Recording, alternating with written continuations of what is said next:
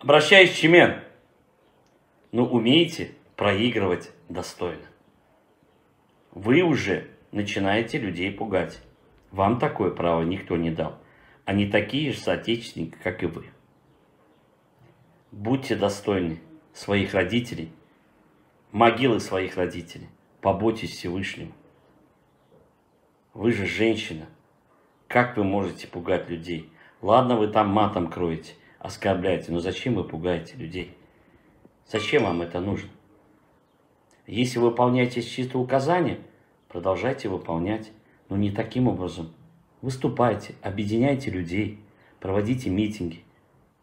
В Непале выступите возле посольства Соединенных Штатов Америки, если оно там есть. Если там нет, ну значит там в Непале невозможно оранжевая революция.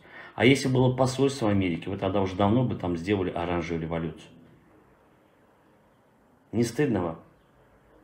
Уважаемые соотечественники, я сегодня еще раз выйду, сейчас готовлюсь к выступлению.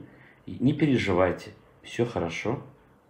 Мне сегодня обещали привезти Керизова и его супругу ко мне домой в Мерсин. Вот жду наших товарищей. Для вас будет большим сюрпризом. Подождите чуть-чуть, и мы увидим рядом со мной Керизова и его супругу.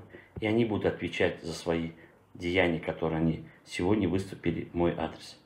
Я отвечу на все эти вопросы. Я ничего не боюсь. Они пускай боятся.